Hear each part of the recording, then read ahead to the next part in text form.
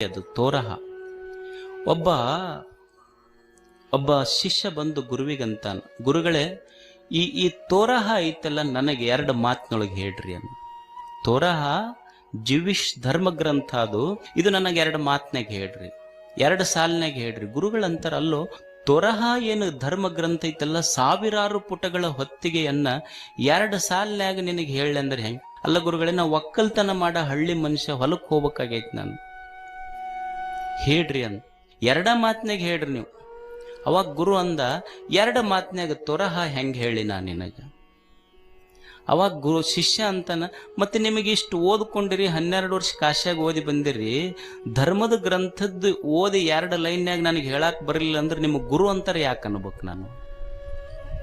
ಅವಾಗ ಹೆಲಿಲ್ ತೋರಹದ 2 ಲೈನ್ ಹೇಳ್ತಾನೆ. ನಿಜವಾದ ಧರ್ಮ ಯಾವುದು ಅಂದ್ರೆ, do unto others that which you would like to be done to you, don't do unto others that which you would not like to be done to you. ಏನು Torah ಏನು ಹೇಳ್ತೈತಿ ಅಂದ್ರೆ, ನೋಡಪ್ಪ, ಧರ್ಮ ಅಂದ್ರೆ ಇದೆ, ಪ್ರೇಮ ಅಂದ್ರೆ ಇದೆ, ಜೀವನ ದರ್ಶನ ಅಂದ್ರೆ ಇದೆ. ಇಡೀ ಸಾವಿರಾರು ಪುಟಗಳ ಧರ್ಮ ಗ್ರಂಥದ ಸಾರ 2 ಮಾತು ಏನು ಅಂದ್ರ, ನಿನಗ ಅಕಸ್ಮಾತ್ ಮಂದಿ ನಮಸ್ಕಾರ್ರಿ ಅಂತ ನಿನಗ ಅನ್ಬೇಕಂತ ಇಚ್ಛೆ ಇದ್ರ ಮೊದಲು ನೀನು ಅವರಿಗೆ ನಮಸ್ಕಾರ ಅನ್ನೋದು ಕಲಿ ಅಂತ. ಇದು ಡೂ ಅಂಟು ಅದರ್ಸ್. ನಿನಗ ಮಂದಿ ಬಂದು ಸ್ವಲ್ಪ ಕೂಡ್ರಿ, ಊಟ ಮಾಡ್ರಿ ಅಂತ ಅನ್ಬೇಕು ಅಂದ್ರೆ ನಿನಗೆ ಹಿತ ಆಗ್ತೈತಿ ಅಂದ್ರೆ ಮೊದಲು ನೀ ಮಂದಿಗೆ ನಿನ್ನ ಮನೆಗೆ ಬಂದಾಗ ಕೂಡ್ರಿ, ಊಟ ಮಾಡ್ರಿ ಅನ್ನೋದು ಕಲಿ. ಇದು ಧರ್ಮದ ಸಾರ. ತೋರಹ ಹೆಂಗೈತ್ ನೋಡ್ರಿ. ಮಂದಿ ನಿನಗೆ ಟೀಕೆ ಮಾಡಬಾರ್ದು ಅಂದ್ರೆ ಮಂದಿಗೆ ಮೊದಲು ಟೀಕೆ ಮಾಡೋದು ಬಿಡು. ನಿನಗೆ ಏನು ಮಾಡ್ಬೇಕು ಅನ್ನಿಸ್ತೈತಿ, ಮಂದಿ ನಮಸ್ಕಾರ ಅನ್ನಬೇಕು ಅಂದ್ರೆ ಮಸ್ತ್ ಅನಿಸ್ತೈತಿ ನನಗಂದ್ರೆ ಮೊದಲು ನೀ ನಮಸ್ಕಾರ ಅನ್ನೋದು ಕಲಿ. ಮಂದಿ ನೀ ಮನೆಗೆ ಹೋದಾಗ ಅವ್ರು ಊಟ ಮಾಡ್ರಿ ಕುಂದ್ರಿ ಅಂತ ನಿಮ್ಗೆ ಅವ್ರು ಕುಂತು ಕುರ್ಚಿ ಬಿಟ್ಟು ಹೇಳ್ಬೇಕಂದ್ರೆ ನಿನಗೆ ಖುಷಿ ಆಗ್ತೈತಿ ಅಂದ್ರೆ ಅವ್ರು ಬಂದಾಗ ನಿನ್ನ ಎದ್ದು ಕುರ್ಚಿ ಬಿಟ್ಟು ಕೊಡು. ಇದು ಮಾಡು. ಅಕಸ್ಮಾತ್ ಯಾವ್ರು ಏನರ ಮಾಡೋದ್ರಿಂದ ನಿನಗೆ ಹಿಡಿಸೋದಿಲ್ಲಲ್ಲ, ಅಕಸ್ಮಾತ್ ಯಾರ ನಿನ್ನ ಬಗ್ಗೆ ನಿಂದ ಮಾಡ್ತಾರ, ಟೀಕಾ ಮಾಡಿದ್ರೆ ನಿನಗೆ ಹಿಡಿಸೋದಿಲ್ಲ ಅಂದ್ರೆ ನೀನು ಮೊದಲು ಬಾಯಿ ಮುಚ್ಕೊಂಡು ಕೂಡ ಅಷ್ಟು. ಇನ್ನೊಬ್ಬರ ಬಗ್ಗೆ ನೀ ಮಾತಾಡಬೇಡ. ತೋರಹ ಅಂದ್ರೆ ಏನಲ್ಲ, love is the Torah, rest is commentary ಅಷ್ಟೆ.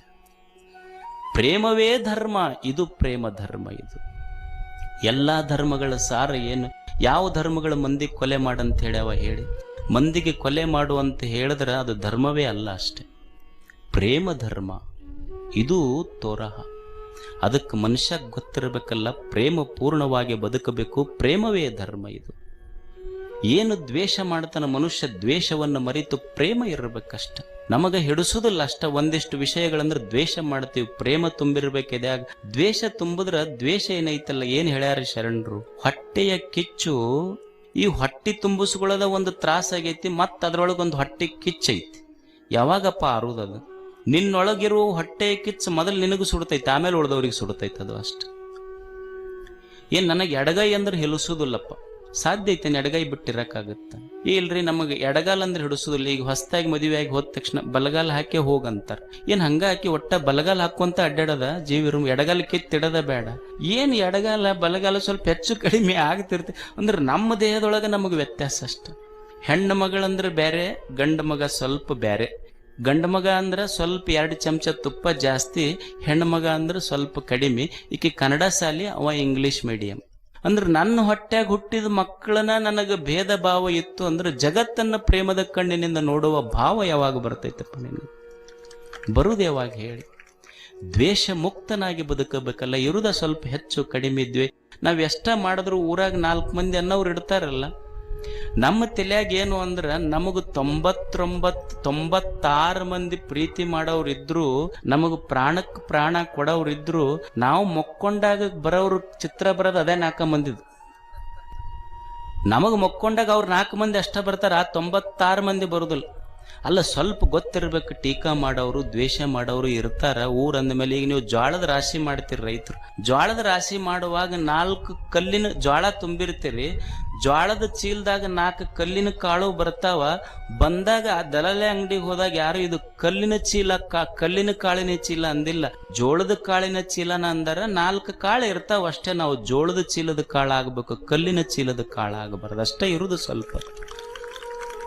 ಹಂಗ ದ್ವೇಷಕ್ಕೆಷ್ಟು ಹೋದು ನೋಡಿ. ಏಕಲವ್ಯ ಎಂಥ ಶಬ್ದ ವೇದಿ ಬಾಣವ ಬಿಡುವಾತ. ಈ ಭೂಮಿಯ ಮೇಲಿಂದ ಶಬ್ದವೇದಿ ಹೋತು.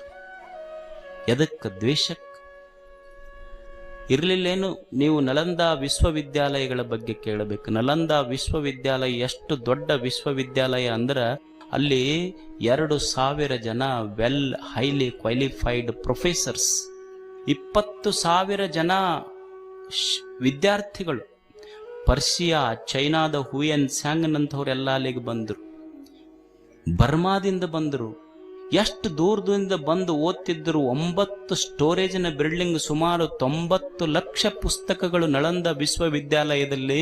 ಒಬ್ಬ ಯಾರೋ ಪರದೇಶದವನು ಬಂದು ಆ ಗ್ರಂಥಾಲಯಕ್ಕೆ ಬೆಂಕಿ ಹಚ್ಚಿದ್ರ ಭಾರತದ ಜ್ಞಾನ ಸಂಪತ್ತು 3 ತಿಂಗಳು ಉರಿದಿತ್ತಂತ.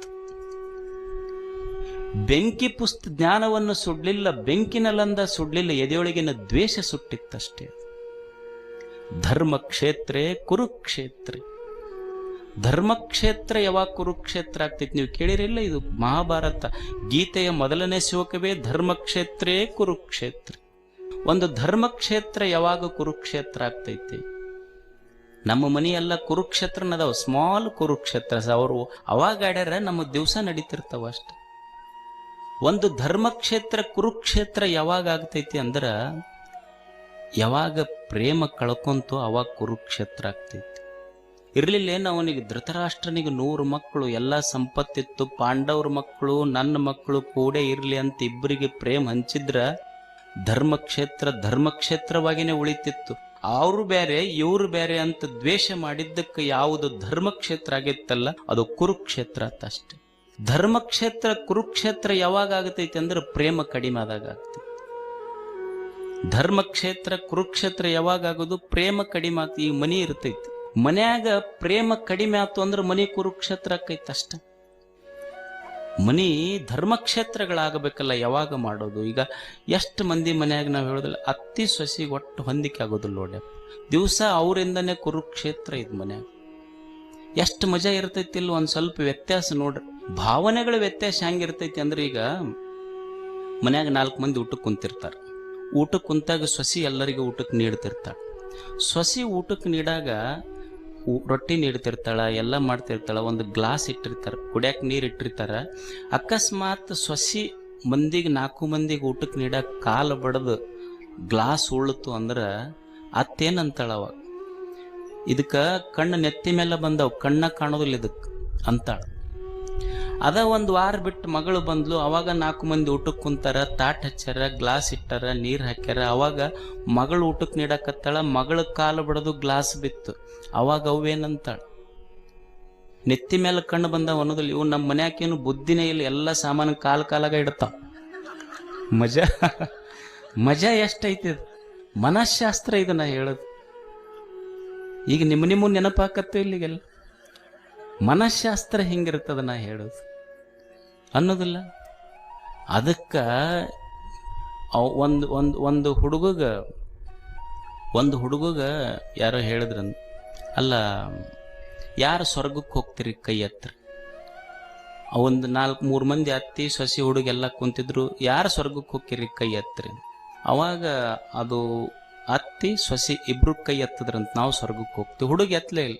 ಅವ್ರ ಜ್ಯೋತಿಷಿಗಳಿಗೆ ಕೇಳಿದ್ರೆ, ಅಲ್ಲೋ ನೀ ಎತ್ತು ಅಲ್ಲಿ. ಅಲ್ಲ, ಅವ್ರಿಬ್ರು ಹೋಗಿಬಿಟ್ರೆ ನಾನಾ ಸ್ವರ್ಗ ಇದ್ದಂಗೆ ಐತಿಲ್ಲ. ಅವ್ರಿರೋದಕ್ಕೆ ಇದು ನನಗೆ ನರಕ ಆಗಿದ್ದು. ಏನು ಹುಡುಗರು ಅವ್ರಿಬ್ಬರು ಗದ್ದಲಕ್ಕೆ ಮೆತ್ತಗಾಗಿ ಹೋಗ್ಯಾವ. ಮದುವೆ ಆಗೋದಕ್ಕಿಂತ ಮೊದಲು ಏನು ಉತ್ಸಾಹ ಹುಡುಗಂದು, ಹೆಂಗೆ ಹೀರೋ ಇದ್ದ ಈ ಜೊಯ್ ಅಂತೈತಿ. ಈಗ ಮನಿಗೆ ಹೋಗಕ್ಕಂದ್ರೆ ಒಲ್ಲೆ ಅಂತೈತ. ಏನು ಬಿಡೋ, ಹಂಗ ಸುಮ್ಮನೆ ರಾತ್ರಿ ಕಡೆ ಹೋಗ್ತೈತಿ, ವಸ್ತಿ ಬಸ್ ಹೋದಂಗೆ ಹೋಗ್ತೈತಿ, ಬೆಳಗ್ಗೆ ಬರ್ತೈತಿ ಅಟ್ಟ.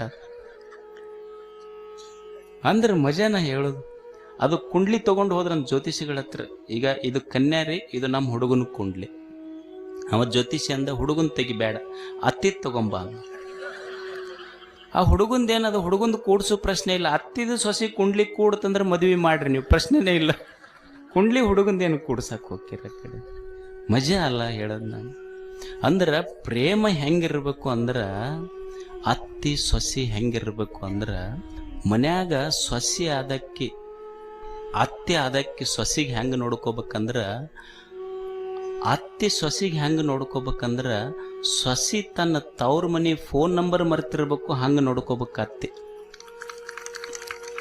ಮತ್ತು ಸೊಸಿ ಅತ್ತಿಗೆ ಹೆಂಗೆ ನೋಡ್ಕೋಬೇಕು ಅಂದ್ರೆ ಅತ್ತಿಗೆ ತನ್ನ ಮಗಳ ನೆನಪ ಆಗಿರಬಾರ್ದು, ಹಂಗೆ ನೋಡ್ಕೋಬೇಕು. ಇದು ಜೀವನ, ಇದು ಅಷ್ಟೇ ಕಟ್ಟುವಿಕೆ. ಇದು ನಾವು ಅಣ್ಣ ತಮ್ಮ ಕೂಡಿ ಇರ್ಬೇಕಲ್ಲ, ಎಷ್ಟು ಮಸ್ತ್ ಇರ್ತೈತಿ ಜೀವನ ಅಂದ ಮೇಲೆ. ಅಣ್ಣ ತಮ್ಮರ ಮಧ್ಯೆ ಒಂದಿಷ್ಟು ಹೊಂದಾಣಿಕೆ ಬೇಕಾಗ್ತೈತಿ. ರಾಮನಿಂದ ರಾವಣ ಹತನಾಗಿ ಯುದ್ಧ ಭೂಮಿಯಲ್ಲಿ ಬಿದ್ದಿದ್ದ ರಾಮ ರಾವಣನಿಗೆ ಕೇಳ್ತಾನಲ್ಲ, ನಿನಗೆ 10 ತಲೆ 20 ಕೈ ದೇವನಿಂದ ಆತ್ಮಲಿಂಗ ತಗೊಂಡು ಬಂದಿ ನೀನು, ಮತ್ತು ನಿನ್ನದೇ ಸಾಮ್ರಾಜ್ಯ ಲಂಕ, ನನ್ನ ಜೊತೆ ಯಾರೂ ಇಲ್ಲ, ಆದರೂ ನನಗ್ಯಾಕೆ ಗೆಲುವಾತು ನಿನಗ್ಯಾಕೆ ಸೋಲಾತು ಹೇಳಿ. ಎಷ್ಟು ಮಸ್ತ್ ಐತೆ ನೋಡ್ರಿ ಪ್ರಶ್ನೆ. ಹಂಗೆ ನಿನಗೆ 10 ತಲೆ ನನಗೆ 1 ತಲೆ, ನಿನಗೆ 20 ಕೈ ನನಗೆ 2 ಕೈ, ನೀನು ದೇವರಿಂದ ಆತ್ಮಲಿಂಗ ತಗೊಂಡು ಬಂದಿ, ನಾನು ಏನಿಲ್ಲ, ನಿಂದು ಸಾಮ್ರಾಜ್ಯ ಐತಿ, ನಂದು ಒಬ್ಬನ ಬಂದೀನಿ ನಾನು, ಆದ್ರೆ ನಿನಗ್ಯಾಕೆ ಸೋಲಾತು ನನಗ್ಯಾಕೆ ಗೆಲುವಾತು ಅಂತ ಪ್ರಶ್ನೆ ಮಾಡಿದ ರಾಮ. ಅದಕ್ಕೆ ರಾವಣ ಹೇಳ್ತಾನೆ, ನೀ ಕೇಳುವುದು ಖರೆಯದ ರಾಮನೇ, ನನಗೆ 10 ತಲೆ 20 ಕೈ ದೇವನಿಂದ ಆತ್ಮಲಿಂಗು ತೆಗೆದುಕೊಂಡು ಬಂದರೂ ಸಹಿತ ನನ್ನ ಸಾಮ್ರಾಜ್ಯದೊಳಗೆ ನನಗೆ ಸೋಲೆ ಯಾಕಾತು ಅಂದ್ರೆ, ನನಗೆ ಸೋಲೆ ಯಾಕಾತು ನಿನಗೆ ಯಾಕೆ ಗೆಲುವಾತು ಅಂದ್ರೆ, ನನಗೆ ಸೋಲೆ ಯಾಕಾತು ಅಂದ್ರೆ ನನ್ನ ಕಷ್ಟದ ಕಾಲದಲ್ಲಿ ನನ್ನ ತಮ್ಮ ನನ್ನ ಬಿಟ್ಟು ದೂರ ಹೋಗಿದ್ದ, ನನಗೆ ಸೋಲಾತು. ನಿನ್ನ ಕಷ್ಟದ ಕಾಲದೊಳಗೆ ನಿನ್ನ ತಮ್ಮ ನಿನ್ನ ಜೊತೆಗಿದ್ನಲ್ಲ, ಅದಕ್ಕೆ ನಿನಗೆ ಗೆಲುವಾತು. ಕೂಡಿ ಬದುಕಬೇಕು. ಏನು ವ್ಯವಹಾರ ಸಂಸಾರ ಅಂದ ಮೇಲೆ ಬ್ಯಾರೆ ಆಗೋದಿರ್ತೈತಿ, ಮನಿ ಬ್ಯಾರೆ ಆಗಬೇಕು, ಮನಸ್ಸು ಬ್ಯಾರೆ ಆಗಬಾರ್ದು ಅಷ್ಟು. ಈಗ ಕಸಬರಿಗೆ ಇರ್ತೈತಿ, ನೀವು ಕಸಬರಿಗೆ ಕಸ ಹೊಡೀರಿ ನೋಡ್ರಿ, ಕಸಬರಿಗೆ ಕಸ ಹೊಡ್ಕೊಂತಿದ್ರ, ಕಸಬರಿಗೆ ಕಸ ಹೊಡ್ಕೊಂತಿರ್ರಿ, ಕಸಬರಿಗೆ ಒಂದ ಕಡ್ಡಿ ಉಚ್ಚಿ ಕೆಳಗೆ ಬಿತ್ತು ಅಂದ್ರೆ ಕೂಡಿದ್ದಾಗ ಕಸಬರಿಗೆ ಇರ್ತೈತಿ, ಒಂದ ಕೆಳಗೆ ಬಿತ್ತು ಅಂದ್ರೆ ಅದ ಕಸ ಹಾಕೈತದ. ಕೂಡಿರ್ಬೇಕಷ್ಟ. ಏನು ವ್ಯವಹಾರ ಅಂದ ಮೇಲೆ ಹೆಚ್ಚು ಕಡಿಮೆ ಇರುವುದ, ಕೂಡಿ ಬದುಕಬೇಕಾಗ್ತೈತಿ. ಮನಿ ಎದರಿಂದ ಮನಿ ಅಂತಾರೆ ಹೇಳಿ? ಮನ ನೋಡ ಬಡವರು, ಮನ ನೋಡ ಘನ. ಮನಸ್ಸು ಯಾವುದರಿಂದ ಕಟ್ಟಕ್ಕೆ ಬರ್ತೈತಿ ಹೇಳಿ? ಸಾಧ್ಯ ಐತಿ. ಮನ ಯಾವುದರಿಂದ ಕಟ್ಟುವುದು? ನಾವು ಅನ್ಬೋದು, ನಾವು ಭಾರಿ ದೊಡ್ಡ ಮನಿ ಕಟ್ಟಿವ್ರಿ. ಏನೇನೈತ್ರಿ ನಿಮ್ಮ ಮನ್ಯಾಗ? ಇಲ್ಲ, ದೊಡ್ಡ ದೊಡ್ಡ ಬೆಡ್ರೂಮ್ ಕಟ್ಟಿವ್ರಿ. ಅಲ್ಲೋ ಬೆಡ್ರೂಮ್ ಕಟ್ಟದ್ರ ಮನಿ ಅಂತಾರ, ಲಾಡ್ಜ್ ಅಂತಾರ ಅದಕ್ಕೆ. ಅಲ್ರಿ ನಮ್ದೊಂದು ಕಿಚನ್ ಮಸ್ತ್ ಓಪನ್ ಕಿಚನ್ ಇಟ್ಟಿವಿ ನಾವು. ಅಂದ್ರೆ ಏನು ಮನ್ಯಾಗ ಅಡಿಗೆ ಮಾಡಿ ಅವು ಪಾಪ ಹೆಣ್ಮಕ್ಳು ಅಂತ ಇದ್ರ ಬಡಿಲಿ ಅದು ಮುಚ್ಚಿ ಮಾಡಂತೇಳಿ ನೀವು ಓಪನ್ ಇಟ್ಟೈತಿದ್ದು. ಮಂದಿಗೆ ನಾ ಇಟ್ಟಿಟ್ಟ ಮಾಡ್ತಿರ್ತೀನಿ, ಇದು ಎಲ್ಲ ತೋರಿಸ್ತೈತಿ. ನಾ ಇಟ್ಟ ಒಗ್ಗರಣೆಗೆ 10 ಮಂದಿಗೆ ಮಾಡ್ತಿರ್ತೀನಿ, ಅದೆಲ್ಲ ಮಾಡೋದು ಕಾಣ್ತೈತಿ ಓಪನ್ ಕಿಚನ್ನಾಗ. ಓಪನ್ ಕಿಚನ್ ಇಟ್ಟು ಅಲ್ಲ, ಚಲೋ ಕಿಚನ್ ಇಟ್ಟಿನ ಮನಿಗಂದ್ರೆ ಹೋಟೆಲ್ ಆತು, ಮನಿ ಯಾವಾಗ ಆಗೋದು? ಅಲ್ಲ, ನಾನು 8 ಗಾಡಿ ಇಟ್ಟಿನಿ ಮನಿ ಮುನ್ನಂದ್ರೆ ಗ್ಯಾರೇಜ್ ಆತೋ, ಮನಿ ಯಾವಾಗ ಆಗದೆ ಹೇಳ? ಇಲ್ಲ, ಇಟಲಿ ಅಮೇರಿಕಾ ಅಲ್ಲಿಂದ ಇಲ್ಲಿಂದ ಸಾಮಾನು ತಂದು ಇಟ್ಟಿನಿ ಅಂದ್ರೆ ಮ್ಯೂಸಿಯಂ ಆತೋ, ತಮ್ಮ ಮನಿ ಯಾವಾಗ ಆಗೋದು ಹೇಳದು? ಮನಿ ಆಗಬೇಕಲ್ಲ. ಇಲ್ಲ, ಒಂದು 7-8 ತಳಿ ನಾಯಿ ಸಾಕಿನಿ ಅಂದ್ರೆ ಪ್ರಾಣಿ ಸಂಗ್ರಹಾಲಯ ಆತೋ ಮರ, ಮನಿ ಯಾವಾಗ ಆಗೋದು? ಮನಿ ಯಾವಾಗ ಆಗ್ತೈತೆ ಅಂದ್ರೆ, home is built not by cement but by sentiments. ಮನ್ಯಾಗ ವಸ್ತುಗಳಿದ್ರೆ ಮನಿ ಆಗೋದಿಲ್ಲ, ಮನಿಯೊಳಗೆ ಪ್ರೇಮ ಇದ್ರೆ ಮನಿ ಆಗ್ತೈತೆ ಅಷ್ಟೆ. ಮನ್ಯಾಗ ಪ್ರೇಮ ತುಂಬಿರ್ಬೇಕಾಗ್ತೈತಿ. ಮನ್ಯಾಗ ಪ್ರೇಮ ತುಂಬಿದ್ರೆ ಮನಿ ಆಗ್ತೈತಿ. ಈಗ ನೋಡಿ, ನೀವು ಎಲ್ಲೋ ಇರುವ ಗ್ರಹವನ್ನು ನಂಬುತ್ತೀವಿ ನಾವು, ಆಕಾಶದಲ್ಲಿರುವ ಗ್ರಹವನ್ನು ನಂಬೀವಿ, ಮೇಲೆ ಸೂರ್ಯಲೋಕದಲ್ಲಿರುವ ಗ್ರಹಗಳನ್ನು ನಂಬೀವಿ, ಎಲ್ಲೋ ಇರುವ ಗ್ರಹಗಳನ್ನು ನಂಬುತ್ತೀವಿ. ಆದ್ರೆ ಮನೆಯಾಗಿರುವ ಗಂಡ ಹೆಂಡತಿಯನ್ನ, ಹೆಂಡತಿ ಗಂಡನನ್ನು ನಂಬದೇ ಇದ್ರೆ ಅದು ಮನೆ ಅನ್ನಿಸ್ಕೊಳ್ಳೋದಲ್ಲ, ಅದು ಮನೆ ಆಗೋದಿಲ್ಲ ಅಷ್ಟೆ. ಮನೆ ಇರಬೇಕಾದ್ರೆ ಮನ್ಯಾಗ ಗಂಡ ಹೆಂಡತಿಯ ಮಧ್ಯೆ ಪ್ರೇಮ ಇರಬೇಕಾಗ್ತೈತಿ. ಮಕ್ಕಳ ಮಧ್ಯದೊಳಗೆ ಪ್ರೇಮ ಇರಬೇಕು, ಅಂದ್ರೆ ಅದು ಮನೆ ಅನ್ನಿಸ್ಕೊಳ್ಳುತ್ತೆ. ದೇವರು ಯಾರಿಗೆ ಪ್ರಿಯ? ದೇವರು ಯಾರಿಗೆ ಪ್ರಿಯ, ಯಾರಿಗೆ ಇಷ್ಟಪಡ್ತಾನ ದೇವರು ಅಂದ್ರೆ, ದೇವರಿಗೆ ನಾವು ಅಭಿಷೇಕ ಮಾಡಿದ್ರೆ ದೇವರು ಪ್ರಿಯ ಆಗ್ತಾನೆ? ಏನು ನೈವೇದ್ಯ ಹಿಡಿದ್ರೆ ಪ್ರಿಯ ಆಗ್ತಾನೆ? ಅಲ್ಲ, ನಾನು ದೀಪಗಳ ಆರತಿ ಮಾಡ್ತೀನಿ ಅಂದ್ರೆ ದೇವರು ಪ್ರಿಯ ಆಗ್ತಾನೆ? ಅಲ್ಲ, ನಾ ಅಭಿಷೇಕ ಮಾಡ್ತೀನಿ ಅಂದ್ರೆ ದೇವರಿಗೆ ಪ್ರಿಯ ಆಗೋದಿಲ್ಲ. ಯಾಕಂದ್ರೆ 7 ಸಾಗರಗಳನ್ನು ತುಂಬಿದಾತ ದೇವರು. ಅಲ್ಲ, ನಾ ತುಪ್ಪದ ದೀಪ ಹಚ್ಚಿ ದೇವರಿಗೆ ಪ್ರೀತಿ ಪಡಿಸ್ತೀನಿ ಅಂದ್ರೆ ಸೂರ್ಯ ಚಂದ್ರ ನಕ್ಷತ್ರಗಳಂತ ಆರದ ದೀಪಗಳನ್ನು ಆಕಾಶದಲ್ಲಿ ತೇಲಿಬಿಟ್ಟವನು ದೇವರು. ನಾನು ನೈವೇದ್ಯ ಹಿಡಿದು ದೇವರಿಗೆ ಪ್ರೀತಿ ಮಾಡ್ತೀನಿ ಅಂತಂದ್ರೆ ಇಡೀ ಜೀವ ಸಂಕುಲಗಳನ್ನೇ ಅನ್ನ ಬಿಟ್ಟು ಸಲಹಿದಾತ ದೇವನು. ದೇವರು ನಮ್ಮ ಪೂಜೆ ಪುನಸ್ಕಾರಗಳಿಂದ ಅಷ್ಟೇ ಅಂತಲ್ಲ, ಯಾರಿಗೆ ಪ್ರಿಯ ಅಂದ್ರೆ ಭಕ್ತಿ ಪ್ರಿಯ ನಮ್ಮ ಕೂಡಲ ಸಂಗಮ ದೇವ. ಯಾರ ಎದೆಯೊಳಗೆ ಪ್ರೇಮ ಐತಿ ಅವರಿಗೆ ದೇವರು ಪ್ರೀತಿ ಮಾಡ್ತಾನಷ್ಟೆ. ಸ್ವಚ್ಛ ಪ್ರೇಮ ಯಾರ ಎದೆಯೊಳಗೈತಿ, ಭಕ್ತಿ ಪ್ರಿಯ ನಮ್ಮ ಕೂಡಲ ಸಂಗಮ ದೇವ. ಯಾರ ಎದೆಯೊಳಗೆ ಸ್ವಚ್ಛ ಪ್ರೇಮ ಇರ್ತೈತೆಲ್ಲ ಕೂಡಲ ಸಂಗಮ ದೇವ